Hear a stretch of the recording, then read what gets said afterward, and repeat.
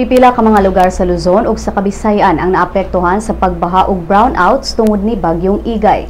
Sa La Union, as of 9 a.m. karong adlaw, nakasinati og brownout ang mga munisipalidad sa Bacnotan, San Gabriel, Santol, Luna, Bangar, Sudipen ug San Juan matod sa National Grid Corporation of the Philippines. Ang mga nahisgutang lugar nagbahin sa Bacnotan, Bulala 69 kilovolts line nga naapektuhan ni Bagyong Igay kagahapon sa buntag.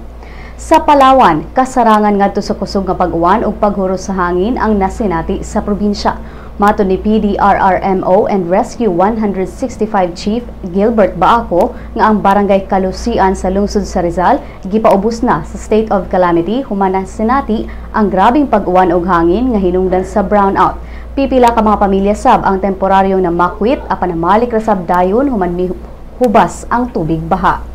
Gi-verify sab sa PDRRMO ang reports nga dunay bata nga namatay human kini malunod. Sa Ilocos Norte, gisuspenso karong adlaw ni Governor Amy Marcos ang mga klase sa elementary ug secondary level sa tibuok probinsya tungod sa grabeng pag-uwan ug hangin nga dala ni Bagyong Igay.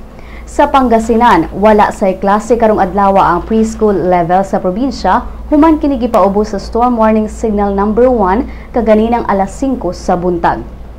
Sa Negros Occidental, namakwit sab ang gibana-banang mukabat usa ka gatos ka pamilya tungod sa kusog nga hangin ug pagbaha nga miguba sa ilang mga balay sa lungsod sa Valladolid. Niadtong Sabado sa gabii, niabot sa 12 ka oras ang brownout nga nasinati sa lungsod sa Hinubaan ug syudad sa Sipalay. Human naapektuhan ang linya sa kuryente sa Negros Occidental Electric Cooperative sa barangay Nabulaw. Nabalik ang kuryente kagahapon na sa buntag. Matod sa 11 a.m. weather update sa Pag-asa nga ubos sa signal number 2 karong adlaw ang Ilocos Norte, Ilocos Sur ug Abra.